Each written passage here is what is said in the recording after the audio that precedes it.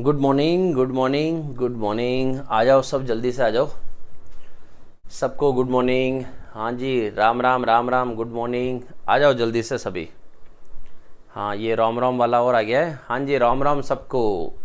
जल्दी पधारो, जल्दी पधारो। टाइम हो गया है और मैं बिल्कुल टाइम पे हूँ, एक 10 सेकंड भी लेट नहीं हूँ।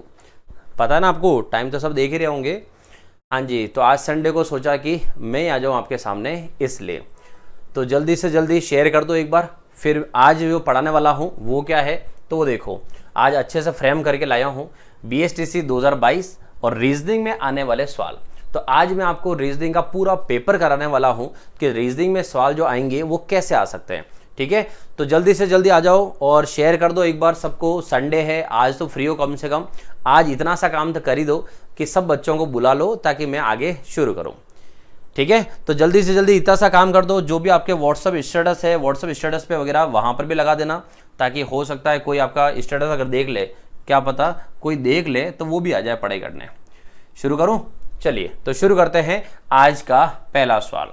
तो पहला सवाल ला रहा हूँ, उससे पहले शेयर कर देना, ध्यान रख लेना। चलो पहला सवाल देखो क्या लिखा हुआ है। निर्देश दे रखे हैं और 1 से 4 तक, मतलब 4 सवाल आएंगे ऐसे। ठीक है, तो दी गई श्रृंखला सीरीज में लुप्त पद ज्ञात करना है, मतलब अगला पद क्या आएगा वो पता करना है। चलो तो नंबर देखो आप, यहाँ है 1, 0, 5, 8, 17, 24 और 37 और नेक्स्ट नंबर पता करना है। यहाँ से यहाँ देखा जाए तो नंबर क्या हो रहा है, कम हो रहा है और बाकी सब जगह नंबर बढ़ रहा है। तो यहाँ से यहाँ देखते हैं कितना यहाँ हो रहा है, तो माइनस का 1 हो रहा है। 0 से 5 में 5, फिर यहाँ से हो रहा है 3, यहाँ से नेक्स्ट जाए तो कितना 9, फिर यहाँ से यहाँ 7 और यहाँ से यहाँ जाए तो कितना हो गया 6 और 7 13 का डिफरेंस। अब आप देखो ये जो चल रहा माइनस का 5, फिर 5, माइनस का 1, फिर 5, फिर 3, 9, इस तरह से कोई पैटर्न ही नहीं बन सकता जिससे हम सीरीज का आंसर निकाल सकें। इसका मतलब है कि इस तरह के पैटर्न से हमारी सीरीज का आंसर नहीं आने वाला है। तो फिर हमें सोचना पड़ेगा कि यहाँ पर और क्या तरीका हो सकता है। तो दूसरा तरीका हम देखें तो यहाँ पर अगर कोई स्क्वायर या क्यूब आपको नजर आए या फिर एक छोड़कर एक नजर आए तो आप वो कर सकते हो। अब स्क्वायर क्यूब के आसपास अगर मैं संख्या ढूंढूं तो यहाँ पर ये जो दे रखा है वो 5 है और 5 क्या होता है, 2 का स्क्वायर 4 और 4 + 1 ऐसा नंबर हो सकता है। तो फिर ढूंढो और नंबर कोई है क्या, तो 8 जो है वो डायरेक्ट 3 का क्यूब होता है, लेकिन सॉरी 2 का क्यूब होता है। और कोई यहाँ क्यूब डायरेक्ट है क्या, तो डायरेक्ट क्यूब कोई नहीं है। तो इसका मतलब कोई सिंगल डायरेक्ट क्यूब तो हो नहीं सकता। तो फिर यहां से और देखा जाए तो क्या हो सकता है, 3 देखो, 3 का स्क्वायर कितना होता है 9, 9 में से 1 कितना हो गया 8, मतलब 2 स्क्वायर +1, 3 स्क्वायर -1। तो फिर आगे पैटर्न बनाना शुरू कर दो। 4 स्क्वायर 16 +1, फिर आगे क्या आया 5 स्क्वायर 25 -1, हो गया कंप्लीट। तो यहां से पैटर्न क्या दिख रहा है, 3 4 या 2 3 4 5, आगे आया 6 का स्क्वायर +1। तो नेक्स्ट क्या आने वाला है 7 का स्क्वायर और प्लस माइनस क्या चल रहा है, तो plus minus plus minus plus minus. तो यहां से 49 - 1 कितना हो गया 48। और अब आते हैं कि आगे सही यहां पर बैठेगा कि नहीं बैठेगा, तो आगे भी देख लेते हैं। 4 3 2, अब यहां क्या आएगा 1 का स्क्वायर और उससे पहले क्या आएगा 0 का स्क्वायर। फिर यहां पर क्या आ रहा है प्लस माइनस, तो यहां माइनस करेंगे और इस वाले में क्या करेंगे प्लस करेंगे। तो 0 का स्क्वायर 0 + 1 1 आ गया और 1 का स्क्वायर 1 - 1 0 आ गया। ये था आपका पहला सवाल जिसका आंसर क्या है 48। क्लियर? चलो अब देखते हैं अगला सवाल सेकंड। तो सेकंड सवाल में देखो इसमें क्या पूछा है, 2 6 2 फिर 6 12 20 और 30। और ये सवाल तो आप देखो वैसे देखते ही आंसर आ चुका होगा कि कितना इजी है। यहां से यहां पर जाएं तो प्लस का कितना हुआ 4, यहां से यहां जाएं तो प्लस का 6, यहां पर कितना हुआ प्लस का 8 और यहां से यहां जाएं तो प्लस का 10। तो यहां से अगला नंबर क्या होगा, तो 4 6 8 10 है, तो अगला नंबर क्या होगा, तो प्लस का 12 कर दो और प्लस 12 करोगे तो यहां का नंबर कितना हो जाएगा 42। मतलब इस सवाल का आंसर कितना हो गया 42। क्लियर है सबको, आ रहा है समझ में? ठीक है, किसी के से आंसर, वैसे तो सबका आंसर देखो सही आ रहा है, सेकंड आ रहा है सबका, फिर भी अगर किसी का अलग आए तो थोड़ा सा ध्यान देना। चलो अगले सवाल पे बढ़ते हैं। चलो तीसरा सवाल जल्दी से जल्दी एक बार आप ट्राई करो क्या आता है। 2 11 26 47 74 74 107 और नेक्स्ट ये पता करना है। ठीक है, चलो तो 2, 11, 26, 47, यहाँ से 74 और 107। यहाँ से डायरेक्ट कोई स्क्वायर क्यूब नजर आ रहा हो तो देख लो, कोई स्क्वायर क्यूब डायरेक्ट तो नजर नहीं आ रहा है। गुणा हो रहा है क्या, 2 से 11 जाने पर भले बड़ा नंबर आ रहा हो, लेकिन आगे कोई अचानक इतना भी बड़ा नहीं आ रहा है। इसका मतलब यहाँ पर अपन को क्या लेना पड़ेगा, अंतर देखते हैं अंतर कितना है। तो यहाँ पर अंतर कितना है 9, 11 से 26, यहाँ पर जाए तो अंतर कितना आ रहा है 15, यहाँ से यहाँ जाए तो अंतर कितना आ रहा है 21, यहाँ से यहाँ पर आगे बढ़ते हैं तो यहाँ से आया कितना 7 और ये आया 2, फिर यहाँ से यहाँ और जाए तो 7 में से 4 गया 3 और यहाँ से आया 3। अब जो नंबर आपको दिख रहे हैं डिफरेंस में 9, 15, 21, 27, 33, यहाँ जो नंबर है क्या ये नंबर किसी का वर्ग क्यूब कुछ भी आ रहा है, नहीं। अगर कभी भी नंबर समझ में नहीं आए, वैसे देखा जाए तो ये 3 का पहाड़े के नंबर है, फिर भी मैं कह रहा हूं अगर समझ में नहीं आए ना तो क्या करना, अंतर का अंतर लेना। तो जो अंतर है उसका भी और अंतर ले लो, और अंतर का अंतर लेके, ये पैटर्न ध्यान है, ये एग्जाम में बहुत पैटर्न आता है। जब भी नहीं समझाए अंतर का और अंतर लो और फिर देखो 9 और 15 में 6 का गैप, 15, 21, 6, 21 में आगे 6, फिर यहां से 6, मतलब सब जगह पैटर्न क्या है 6 का डिफरेंस वाला पैटर्न है। तो यहां से नेक्स्ट में 6 का अगर अंतर लूंगा तो यहां आएगा कितना 39, और यहां से यहां फाइनल लेंगे कि फाइनल आंसर क्या हुआ, तो 107 में 39 को जोड़ देंगे तो यहां से कितना हो जाएगा, तो 146 हो जाएगा, 7 जोड़ेंगे तो इस सवाल का आंसर कितना आ रहा है 146 आ रहा है सबका। देखो यहां पर हाँ किसी का 1 आ रहा है, कोई यहाँ पर जो है वो बी भी बता रहा है, सबका आंसर देखो एक जैसा आना चाहिए, ध्यान रखो। तो यहाँ से आंसर क्या आ रहा है 1, वेरी गुड। बढ़े आगे, चलो और थोड़ी सी बातें कम किया करो, ठीक है ना, पढ़े कर लो, संडे वेस्ट नहीं जाना चाहिए, ध्यान रख लेना। चलो अब आते हैं 4th नंबर पे। तो 4th नंबर पे क्या लिखा है, ACEGI, फिर है K, ठीक है, आई के ऐसे कैपिटल में लिख दिया है, M, फिर है O, फिर Q और S। अगला नंबर क्या आने वाला है, ABCD के नंबर आप सबको पता ही होंगे। ABCD में नंबर जो है वो नंबर कहाँ क्या रहते हैं, 1, 3, 5, 7, 9, 11, 13, 15, 17 और 19। अब देखो यहाँ से पैटर्न क्या चल रहा है, 1, 3, 2 का गैप, यहां से 2 का गैप, मतलब सब में देखो 2 का गैप आ रहा है। और इतना नहीं लिखो, जिनकी एबीसीडी अच्छी है उनको मैंने शुरू से बोलता आ रहा हूं, आप एबीसीडी में डायरेक्ट कर लिया करो, ये नंबर नहीं लिखो चलेगा, ठीक है। तो जैसे देखो ABCEF, उसके बाद EFGH, ऐसे देख लो, तो ABCDEFGHIJKLMNOPQRS, टी को छोड़ दो, यू, वी को छोड़ दो और डब्ल्यू। तो इसका मतलब यहां का आंसर क्या आ जाएगा, यू और डब्ल्यू। और नंबरिंग से करना चाहो तो 20 के बाद 21, 22 के बाद क्या आएगा 23, तो यू और यहां से क्या आया डब्ल्यू, ऐसे। तो एबीसीडी ही लिखी हुई थी और कुछ नहीं था, बीच में एक अक्षर छोड़ रखा था बस, ठीक है। चलो आगे बढ़ते हैं और क्वेश्चन नंबर आते हैं। यहां पर 5 जो है वो 5 मैंने हटा दिया था क्योंकि 5 यहां पर सही नहीं आ रहा था, इसलिए तो फोटो सही नहीं था, इसलिए तो मैं 6 पे आया हूं सीधा। 6 नंबर पे क्या है, प्रश्नों में 4 शब्द आपको दिए हैं और इसमें से आपको बताना है कि यहां पर डिफरेंट कौन है, मतलब बेमेल कौन है, अलग कौन है, अलग वाला छांटना आपको। तो क्या लिखा है देखो, सोचना, सुनाना, लिखना और मिटाना। एक है हम सोच रहे, ठीक है, दूसरा हम किसी को सुना रहे, ठीक है, सुनाना, लिखना हम यहां लिख रहे हैं, मिटाना मतलब मैं हटा रहा हूं। तो इसका मतलब 3 जगह आराम से क्रिया हो रही है, फिजिकल क्रिया हो रही है, जबकि इसमें कोई फिजिकल क्रिया नहीं हो रही है। तो अलग कौन सा हुआ, 6 का 1 आ रहा है सबका आंसर, वेरी गुड। चलो आगे बढ़ो। 7वां में क्या लिखा है, beer, cold drink, soda water और दूध। तो beer, cold drink, soda water, ये सब के सब क्या है, एक तरह से सोडा यूज होता है इनमें सब में, लेकिन अलग कौन सा हुआ, तो दूध अलग हो जाएगा यहाँ पर। तो आंसर कौन सा हुआ 4। सबको आता है ये सवाल तो वैसे भी। चलो आगे बढ़ते हैं और अगला सवाल देखते हैं। नेक्स्ट देखो, नेक्स्ट सवाल में है, जिस प्रकार धकेलना संबंधित है खींचना से। तो धकेलना और खींचना मतलब ये हुआ, एक तो मैं उसको धक्का मार रहा हूं, धकेलना है, उधर चीजें धक्का मार रहा हूं, और एक है खींचना, जस्ट अपोजिट, विलोम शब्द हो गया। तो दूसरा क्या लिखा है, फिर लिखा है कि फेंकना। फेंकना का क्या हुआ, तो एक होता है फेंकना और एक होता है कि उसको वापस लाना, मतलब फेंकना और समेटना। तो यहां से क्या है, उठना, दूर और कूदना, और क्या है समेटना। तो इसका सही आंसर क्या हो गया, समेटना। क्लियर सबको। चलो और आगे बढ़ते हैं।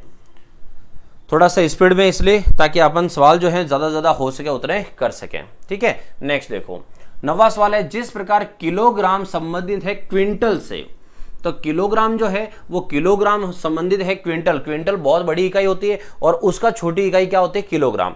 उसी प्रकार पैसा निम्नलिखित में से किससे संबंधित है, तो पैसा होता है छोटी इकाई, इसकी बड़ी इकाई क्या होती है, तो पैसे की बड़ी इकाई क्या होती है, रुपया। ठीक है, रुपए। अब इसमें क्या लिखा है कि पैसा क्या सिक्का से संबंधित है, धन से संबंधित है या संपत्ति से, नहीं, वो एक इकाइयां हैं दोनों।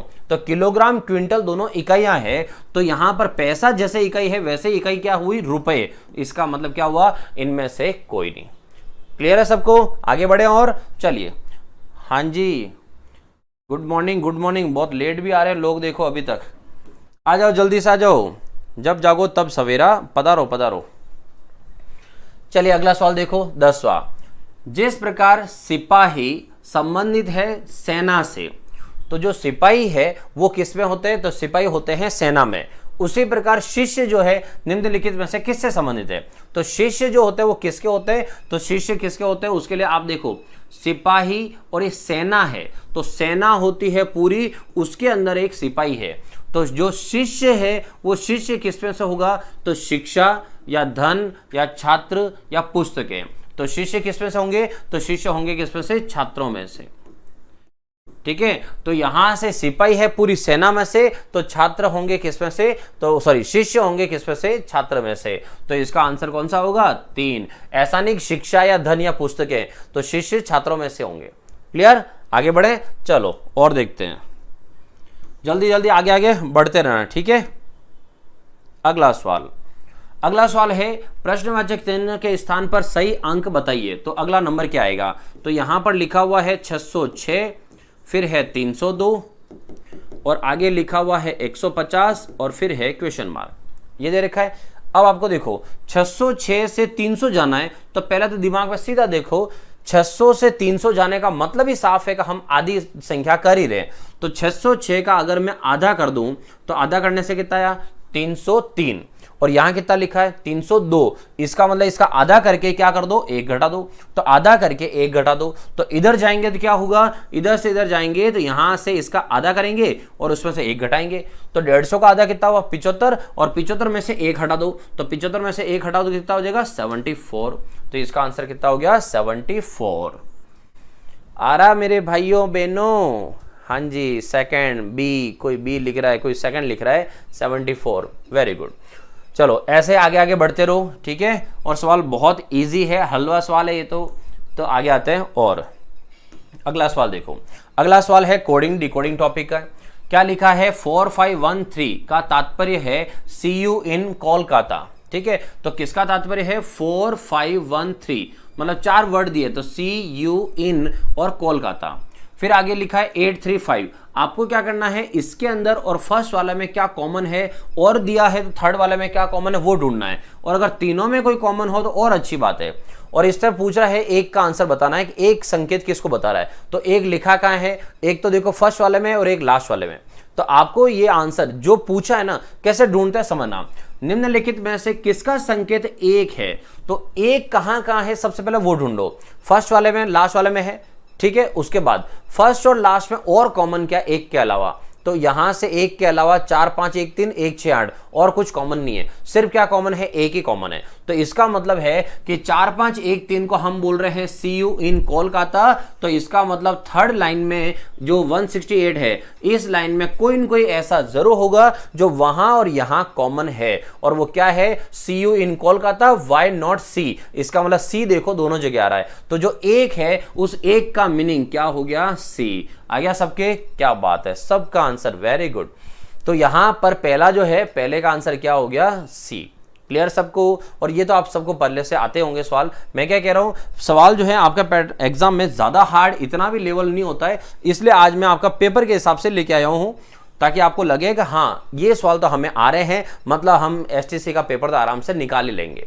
चलो आगे देखो क्या लिखा है, बी जो है वो डी की माँ है। ठीक है, तो डायग्राम बना लेता हूं।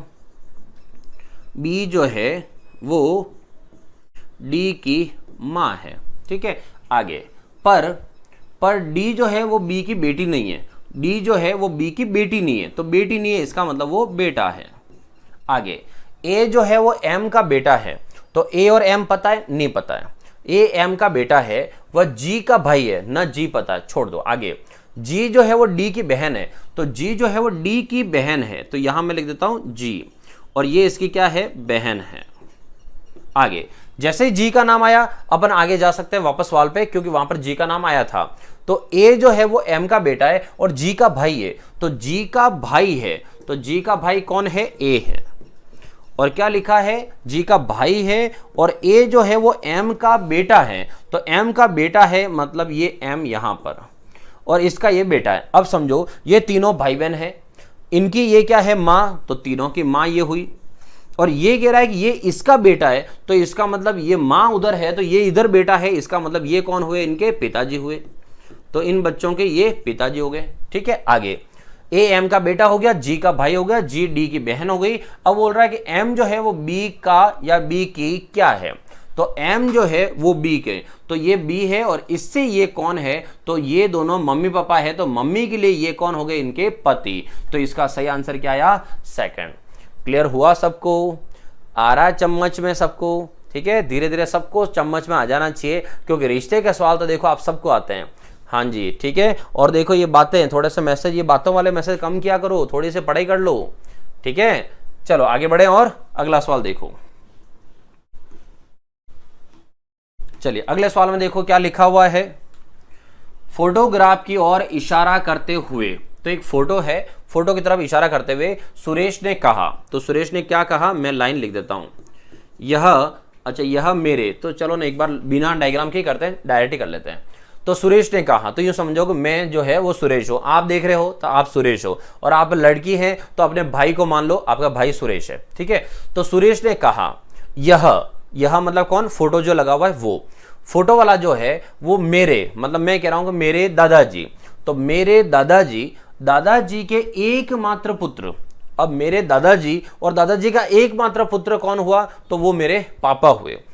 तो एकमात्र पुत्र पापा, और पापा की एकमात्र पुत्री, तो पिताजी की एकमात्र पुत्री मतलब मेरी बहन हुई। तो ये बोल रहा है कि फोटोग्राफ में दर्शाई गई महिला का सुरेश से क्या रिश्ता है? तो सुरेश से पूछना है, मतलब अपन से पूछना है कि तुम्हारे वो फोटो वाली कौन है? तो वो कौन थी? अपनी बहन थी, इसलिए इसका आंसर कौन सा हो गया? पहला, बहन। ठीक है, आई थिंक मेरे हिसाब से डायग्राम की जरूरत किसी को नहीं होनी चाहिए, क्योंकि सवाल इतना सिंपल था कि सबको समझ में आ गया होगा। बड़े आगे, और चलिए आगे बढ़ते हैं। और क्वेश्चन नंबर है 16। ठीक है, कमेंट जो है वो कमेंट नहीं पढ़ना, आप थोड़ा सा ध्यान ना, कमेंट की तरफ ध्यान कम देना, थोड़ी पढ़ाई कर लेना। एक औरत की ओर इशारा करते हुए, संकेत करते हुए एक पुरुष ने कहा, तो वापस एक पुरुष ने कहा, तो यहां से मैं ले लेता हूं कि मैं कह रहा हूं उसके, ठीक है, उसके अकेले भाई, उसके अकेले भाई।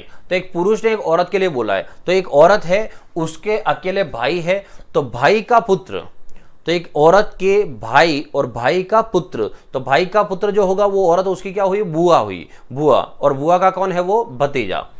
तो अकेले भाई का पुत्र मेरी पत्नी का भाई है, तो मेरी जो है पत्नी, पत्नी का वो कौन है? भाई। अब बहुत सारे इसमें इधर मिक्स नहीं करते, मैं डायग्राम में बता देता हूं। तो देखो एक औरत की ओर इशारा करते हुए, तो औरत की ओर इशारा करते हुए मैं लिख देता हूं ये औरत,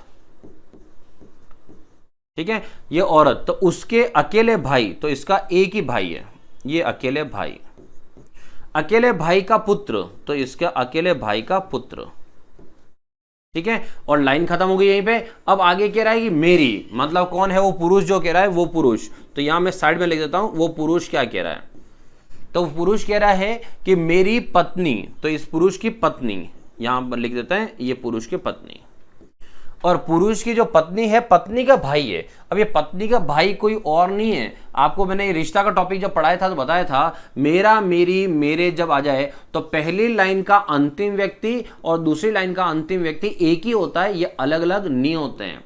तो पहली लाइन का अंतिम व्यक्ति मतलब पुत्र ये लिखा जो, और दूसरी लाइन का अंतिम व्यक्ति मतलब भाई जो लिखा, वो दोनों एक ही है। इसका मतलब ये जो लाइन आप यहां लिख रहे हो वो लाइन यहां, मतलब इसका भाई कोई और नहीं, वो ये है।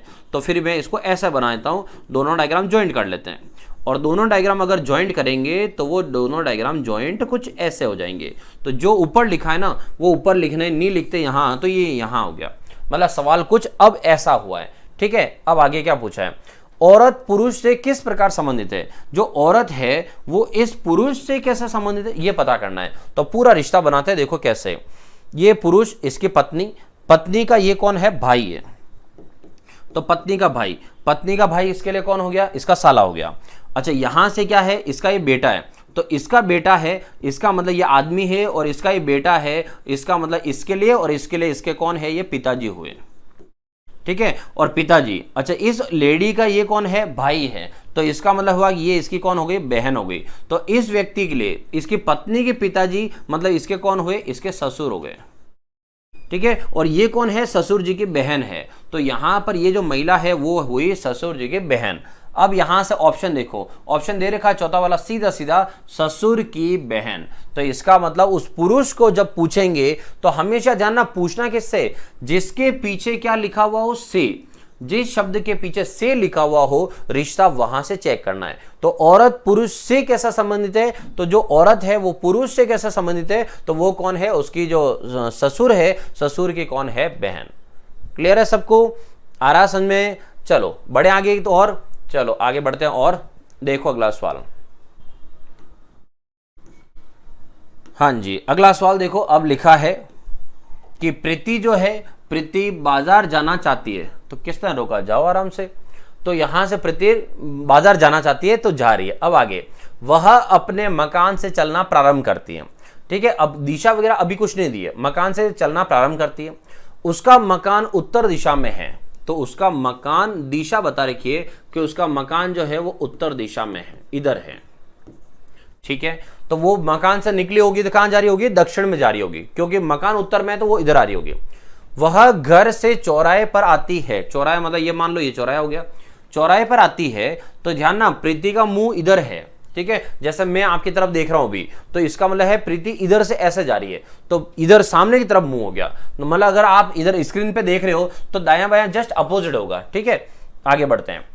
वह घर से चौराहे पे आती है तो प्रीति के बाईं ओर, तो अभी मैं आपकी तरफ देखूं तो ये मेरा दायां है और ये मेरा बायां है। इसका मतलब है प्रीति के बाईं ओर। तो प्रीति के बाईं ओर का मतलब हुआ इस साइड में। तो प्रीति के बाईं ओर जो सड़क जा रही चौराहे से, तो चौराहे तो ये है, तो इधर से सड़क जा रही है इस तरफ, ये बाईं ओर। तो प्रीति के बाईं ओर सड़क पार्क पर समाप्त होती है। इसका मतलब ये वाला यहां पर पार्क है। तो बाईं सड़क तो इधर से कहां गई, पार्क पे जाके समाप्त हो गई। तथा सीधी सड़क, सीधी मतलब प्रीति इधर से आ रही है, तो सीधी सड़क का मतलब हुआ ये वाली। सीधी सड़क जो है वो कॉम्प्लेक्स ऑफिस तक जाती है। तो इसका मतलब है यहां पर क्या है, कॉम्प्लेक्स है। ये हो गया कॉम्प्लेक्स। आगे, तो बाजार किस दिशा में है, तो उधर उसका घर है, वहां से वो इधर आ रही है। इस तरफ पार्क है, सीधे में कॉम्प्लेक्स है, तो इसका मतलब है बाजार फिर इधर ही हुआ। तो बाजार इस तरफ होगा। और अगर बाजार इधर है तो इस टाइम पूछा क्या है कि बाजार किस दिशा में, तो इधर की दिशा। और इधर की दिशा कौन सी होती है दोस्तों, तो इधर क्या होता है, पूर्व। तो इसके जस्ट अपोजिट में क्या हो जाएगा, पश्चिम। तो इसका आंसर क्या आया, पश्चिम। क्लियर है सबको, आ रहा समझ में। ठीक है, और ऐसा सवाल सेम ऐसा का ऐसा एक सवाल आया था राजस्थान पुलिस वालों के। ठीक है, तो यहां से इसका आंसर ये हुआ। आगे बढ़े और चलो 18 नंबर पे देखो। यदि किसी वर्ष में, ठीक है, किसी वर्ष में 25 अगस्त को गुरुवार हो, तो 25 अगस्त को गुरुवार है तो उस महीने में सोमवारों की संख्या कितनी है। तो सबसे पहले तो इसका पूछा किसका आंसर है, सोमवार का, और दिया क्या है, गुरुवार। तो हमारा काम है कि सबसे पहले हम क्या ढूंढेंगे, सोमवार कौन सी तारीख को है। तो या तो जाओ लास्ट में, क्योंकि कैलेंडर में आपको पता होगा 29 तारीख, 30 तारीख और 31 तारीख को अगर कोई भी वार आता है तो वो वार कितनी बार हो जाता है, 5 बार। अदरवाइज सारे वार कितनी बार आते हैं, 4 बार। तो हम ये चेक कर लेते हैं कि 29, 30 या 31 में अगर सोमवार आ रहा है तो 5 बार हो जाएगा। तो चलो गिनते, 25 को गुरुवार, 26 को शुक्रवार, 27 को, तो 27 को क्या आया, शनिवार, फिर 28 को रविवार, 29 को सोमवार। आ गया 29 को सोमवार। और जिनको ऐसे डायरेक्ट समझ में नहीं आए वो पूरा लिख भी देता हूं मैं। 25 को गुरुवार, ठीक है, 26 को शुक्रवार, फिर 27 को शनिवार और 28 को रविवार और 29 को आ गया क्या, सोमवार। इसका मतलब 29 तारीख को क्या आ रहा है, सोमवार आ रहा है। और अभी मैंने क्या बोला, 29, 30, 31 में कोई भी वार आ जाए तो वो कितनी बार आता है, 5 बार आता है। तो 29 तारीख को जो वार आएगा वो कितनी बार आएगा, 5 बार आएगा। क्लियर है, आ रहा है सबको समझ में अच्छे से, ठीक है। बढ़े आगे, बस थोड़ा सा थंब इंप्रेशन बताते रहना कि हाँ क्लियर हो रहा है। आगे बढ़ता हूं, और आगे लिखा है, मेरी बहन का जन्म सोमवार को 1 जनवरी 1990 को हुआ। तो 1 जनवरी 1990 को, ठीक है। और उस दिन वार क्या था, ये भी दिया है, सोमवार। आगे लिखा है, तो 6 वर्ष 2 माह और 5 दिन के हो जाएंगे। तो कौन से वार को 6 वर्ष, सबसे पहले तो अपन क्या करेंगे, 6 वर्ष आगे जाएंगे। तो 6 वर्ष का मतलब हुआ 1996, ठीक है, यहां तक पहुंचे। अब 1996 पे पहले हम सेम डेट जाएंगे, सेम डेट 6 साल आगे जाएंगे। तो सेम डेट 6 साल आगे जाओ तो हर साल अपन आगे जाते हैं तो 1 दिन बढ़ते हैं, लेकिन अगर बीच में लीप वर्ष आ जाए तो उसका 1 हम एक्स्ट्रा बढ़ते हैं। तो 6 साल का 6 दिन तो हो ही गया कि 6 दिन तो बढ़ना ही बढ़ना है। तो 6 साल का 6 दिन। अब बीच में कितने लीप वर्ष आए, तो एक चीज ध्यान ना दोस्तों, 96 जो लीप वर्ष है ना, वो अभी यहां पर आया नहीं है, क्योंकि हम अभी जनवरी तक ही पहुंचे हैं। उसमें 29 फरवरी जो आनी होगी वो फरवरी में आएगी। तो 6 साल के 6 दिन। बीच में एक 1992 ये वाला एक लीप वर्ष आया था, तो इसका 1 दिन यहां पर एक्स्ट्रा हो गया होगा। तो 1 दिन एक्स्ट्रा और बढ़ गया, तो 6 और 1 कितना हो गया, 7 दिन। और 7 दिन बाद वार वापस वही आ जाता है। इसका मतलब 7 दिन बाद यहां से 1/1/1996 को वापस सोमवार ही है। तो 6 साल का काम तो हो गया खत्म। आगे कितने हैं, 2 महीने। तो यहां से 2 महीने, तो 1 फरवरी, उसके बाद 1 फरवरी, और उसके बाद क्या हो गया, 1 मार्च। तो ये हो गया 2 महीने, मार्च तक। उसके बाद और कितना जाना है, 5 दिन और जाना है। तो 5 दिन की हो जाएगी। तो यहां से एक चीज ध्यान ना, यहां से एक डेट का ध्यान ना, लास्ट में जो 5 दिन है ना उसका जरूर ध्यान ना। अगर कोई महीना 1 तारीख से शुरू होता है तो वापस 1 तारीख को, अगली 1 तारीख को नया महीना शुरू हो जाता है।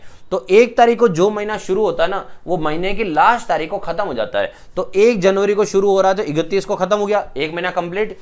1 यहां से शुरू हो रहा है तो इसका मतलब है जो भी फरवरी रहेगी 29 फरवरी को खत्म हो गया, 2 महीना। तो 2 महीने खत्म हो गए। अब वो कह रहा है 5 दिन। तो 2 महीने खत्म होने के बाद जो आप मार्च में जाओगे ना, तो मार्च में यू मत समझना कि 5 दिन जाओगे तो 1 + 5, मार्च में 5 दिन। तो 5 मार्च की बात ही हो रही है कि 5 मार्च को 1996 को वो कितने, मतलब यहां पर वार क्या आएगा, सीधा सा कहें तो ये निकालना है। तो यहां से यहां मुझे जाना है और आंसर निकालना है 5 मार्च का। तो 5 मार्च 1996 का वार क्या होगा, क्लियर। तो देखो यहां से निकालते हैं। सबसे पहले अपन खड़े हैं कौन से, जनवरी के महीने में। जनवरी में कितने दिन होते हैं, 31। उसमें से 1 तारीख हटा दो, तो 31 में से 1 हटा दी, कितना आया, 30 दिन जनवरी के। फरवरी पूरा बीच में आएगा, फरवरी 29 दिन का है क्योंकि लीप वर्ष चल रहा है। और मार्च में हमें जाना है 5 तारीख। उसके बाद 7 का भाग लगाओ, 30 में मतलब 2, 28 का 1, और फिर कितना आया, 5 और 2 वापस कितना हो गया, 7 दिन का सप्ताह। हटा दो इसको, फिर कितना बच गया, 1। इसका मतलब हुआ कि यहां से जब आप आगे जाओगे तो 1 दिन आगे बढ़ना है, और यहां से 1 दिन आगे बढ़ेंगे तो यहां का वार जो आएगा वो वार क्या आएगा, 1 दिन आगे। और 1 दिन आगे का मतलब क्या आया, मंगलवार। आया समझ में। ऐसे ऐसे सवाल आते हैं इस तरह से। 6 साल आगे जाना, तो ऐसा नहीं कि एक आगे बढ़ाएंगे, 6 साल बढ़ाना दिए। तो काम देखा जाए तो क्या है, सिर्फ 1 लाइन का सवाल था यहां से यहां, बाकी सब समझने वाली चीजें थी, ठीक है। चलो एक सवाल और देखते हैं। अब आ जाते हैं इस सवाल पे। दे रखा है, यदि 2 फरवरी 1996 को गुरुवार था, तो 2 फरवरी 1996 को गुरुवार था, तो ये पूछ रहा है कि 4 मार्च 1996 को क्या वार होगा। सेम अभी अपन ने जो किया है वही सवाल हो गया। तो यहां से है 2 फरवरी, फरवरी कौन सी, 96 की फरवरी में कितने दिन, 29 दिन, क्योंकि लीप वर्ष है। तो 29 दिन में से 2 दिन हटा दो, क्योंकि 2 तारीख तो हो गई, 2 दिन हटा दो। तो फरवरी में हमारे काम आएंगे 27 दिन। फरवरी के बाद क्या आया, मार्च। और मार्च में हमें जाना है 4 तारीख तक। तो 27 ये और 4 ये, 27 और 4 31 दिन। और 31 दिन में से 28 दिन का सप्ताह हटा दो, तो 31 में से 28 गया तो कितना बचा, 3 दिन। इसका मतलब सिर्फ 3 दिन बचा है, तो हमें 3 दिन आगे जाना है। तो 3 दिन आगे जाना है तो आप खड़े कहां हो, गुरुवार पे, और गुरुवार से गिनो तो शुक्रवार, शनिवार, रविवार। इसका मतलब इस सवाल का आंसर क्या हुआ, इस सवाल का आंसर हुआ रविवार। आया समझ में? ठीक है, तो ये हो गए कितने आपके 20 सवाल। आगे के पेपर के जो 30 सवाल हैं वो 30 सवाल मैं आपको आगे कल कंप्लीट करा पाऊंगा, क्योंकि अभी जो है मुझे किसी कारणवश कहीं बाहर जाना है, इसलिए मैं अभी ये आगे वीडियो कंप्लीट नहीं करा पाऊंगा। तो अभी 20 सवाल मैंने आपके कराए हैं, और पेपर के अंदर जो 50 सवाल है, 30 सवाल जो ड्यू है वो मैं कराऊंगा आपको कल। ठीक है दोस्तों, मिलते हैं कल वापस। तो सुबह 8 बजे आपकी जो क्लास हो रही है वो कंटिन्यू होगी, और मेरी क्लास जो है वो भी आपकी होगी, और मैं इसी चैनल पे जहां आप वीडियो देख रहे हो, short tricks bye Naresh sir वाले चैनल पे, इसी पर मैं आऊंगा और आपको पढ़ाऊंगा। ठीक है दोस्तों, मिलते हैं वापस कल। तब तक बाय बाय और गुड नाइट। जो जल्दी उठ गए हो सो जाना, गुड नाइट और जय हिंद।